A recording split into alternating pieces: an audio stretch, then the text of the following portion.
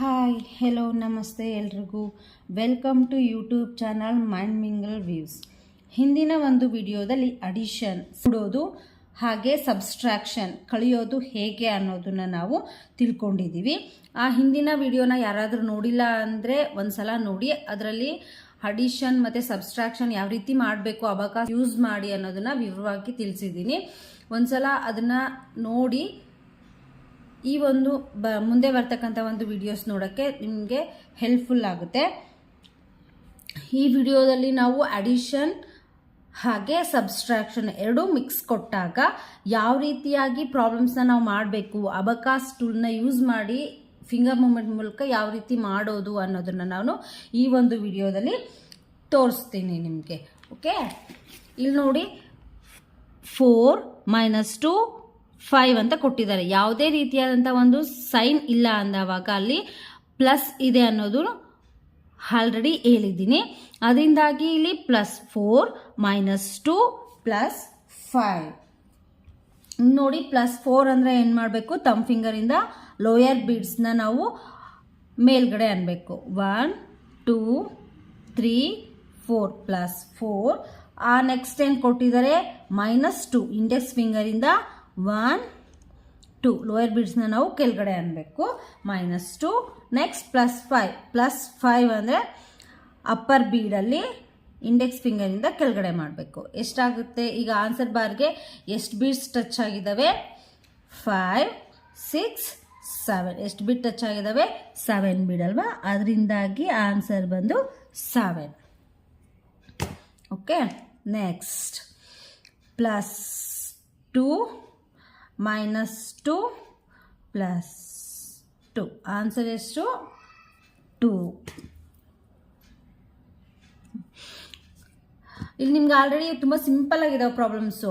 +1 +2 ಎಷ್ಟಾಗುತ್ತೆ? 3 -3 ಎಷ್ಟಾಗುತ್ತೆ? 0. ಆಲ್ರೆಡಿ ನಿಮಗೆ ಗೊತ್ತಿರುತ್ತೆ. ಹಾಗಂತೇಳ್ಬಿಟ್ಟು ಗೊತ್ತು ಅಂತೇಳ್ಬಿಟ್ಟು ಯಾವುದೇ ಕಾರಣಕ್ಕೂ ಡೈರೆಕ್ಟಾಗಿ ಆನ್ಸರ್ನ ಬರಿಬೇಡಿ. ಯಾಕೆ ಅಂದರೆ ನಾವು ಅಬಕಾಸ್ನಲ್ಲಿ ಒಂದು ಫಿಂಗರ್ ಮೂಮೆಂಟ್ನ ನಾವು ಕಲಿತಾ ಇರೋದ್ರಿಂದಾಗಿ ಪ್ರತಿಯೊಂದು ಪ್ರಾಬ್ಲಮ್ಸ್ನು ಈಸಿ ಇದ್ದರೂ ಕೂಡ ನಾವೇನು ಮಾಡಬೇಕು, ಅಬಕಾಸ್ ಟೂಲ್ನ ಮೂಲಕ ಫಿಂಗರ್ ಮೂಮೆಂಟ್ ಮೂಲಕನೇ ನಾವೇನು ಮಾಡಬೇಕು, ಪ್ರಾಬ್ಲಮ್ಸ್ನ ಸಾಲ್ವ್ ಮಾಡಿ ಆನ್ಸರ್ನ ನಾವು ಕೆಳಗಡೆ ಬರೀಬೇಕು. ಇದರಿಂದ ಏನಾಗುತ್ತೆ ಅಂದರೆ ನಿಮಗೆ ಸ್ಪೀಡ್ ಇನ್ಕ್ರೀಸ್ ಆಗುತ್ತೆ. Okay, +1 +2 -3 answer is 0. ನೋಡಿದ್ರಲ್ಲ, ಈಸಿಯಾಗಿದ್ದಾವೆ ಪ್ರಾಬ್ಲಮ್ಸ್. ಆದರೆ ನಾವು ಅಬಕಾಸ್ನ ಫಿಂಗರ್ ಮೂಮೆಂಟ್ನ ಕಲಿತಾ ಇರೋದ್ರಿಂದ ನಾವೇನು ಮಾಡಬೇಕು, ಫಿಂಗರ್ ಮೂಮೆಂಟ್ ಮೂಲಕನೇ ಅಬಕಾಸ್ ಟೂಲ್ನಲ್ಲಿನೇ ನಾವು ಮಾಡಬೇಕು. ಈ ಅಬಕಾಸ್ನ ಒಂದು ಲೆವೆಲ್ 1 ಮುಗಿಯೋಷ್ಟರಲ್ಲಿ ಅಟ್ಲೀಸ್ಟ್ 1 to 200 ನಾವು ಅಬಕಾಸ್ ಟೂಲ್ನ ಯೂಸ್ ಮಾಡಿಬಿಟ್ಟು ಟೇಬಲ್ಸ್ನ ಬರೆಯೋ ಹಾಗೆ ಆಗಬೇಕು. ಹಾಗಾಗಿ ನಾವೇನು ಮಾಡಬೇಕು, ಅಬಕಾಸ್ ಟೂಲ್ನ ಯೂಸ್ ಮಾಡಿಬಿಟ್ಟೆ ನಾವು ಫಿಂಗರ್ ಮೂಮೆಂಟ್ ಮೂಲಕನೇ ನಾವೇನು ಮಾಡಬೇಕು, ಪ್ರಾಬ್ಲಮ್ಸ್ನ ಸಾಲ್ವ್ ಮಾಡಬೇಕು. ಓಕೆನಾ? +2 add 2 -subtract 1 add 1 ಆನ್ಸರ್ ಬಾರ್ಗೆ ಎಷ್ಟು ಬಿಟ್ ಟಚ್ ಆಗಿದ್ದಾವೆ? 3 ಅಲ್ವಾ. So answer 3. ನೆಕ್ಸ್ಟ್ ಯಾವುದೇ ಬೀಡು ಈ ಆನ್ಸರ್ ಬಾರ್ಗೆ ಟಚ್ ಆಗಿರ್ಬೋದು. ಆ ಥರ ಏನಾದರೂ ಟಚ್ ಆಗಿದ್ರೆ ಅದನ್ನೇನು ಮಾಡಿರಿ, ಝೂಮ್ ಮಾಡ್ಕೊಳ್ರಿ. Okay, +4 -3 +5 answer 5 + 1 6. ಆನ್ಸರ್ ಎಷ್ಟು? 6. ಇಲ್ಲಿ ನೋಡಿ, +7 5 6 7 -6 +2 answer 3. Next problem, 6 -1 +3 answer 5 6 7 8 8.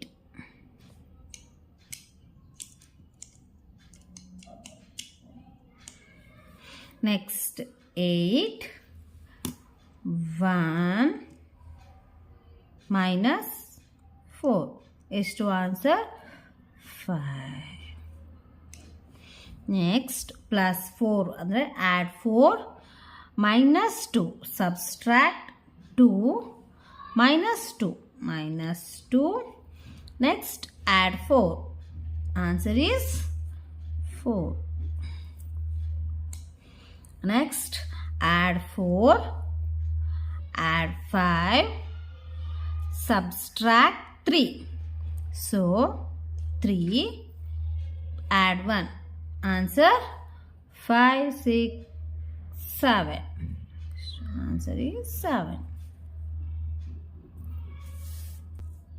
Next plus 2 plus 1 minus 3 plus 5. Answer 5. Answer ಬಾರ್ಗೆ ಎಷ್ಟು ಬೀಟ್ ಟಚ್ ಆಗಿರುತ್ತೋ ಅದು ನಮ್ಮ ಆನ್ಸರ್ ಆಗಿರುತ್ತೆ. Okay, 4 minus 1 minus 2 plus 3. Answer 4. Next 9 minus 5 minus 4 plus 8. Answer 8.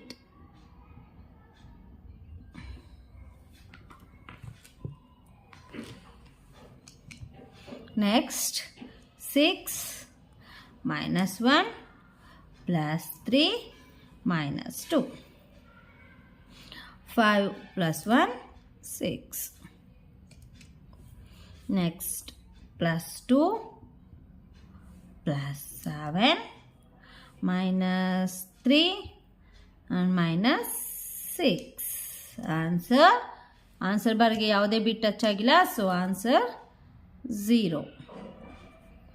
Next 1 plus 5 plus 2 minus 2. Answer 5 plus 1 6. Next 8 minus 5 minus 2 and 1. Answer 2. Next 7 minus 5 plus 2 and plus 5. Answer 9.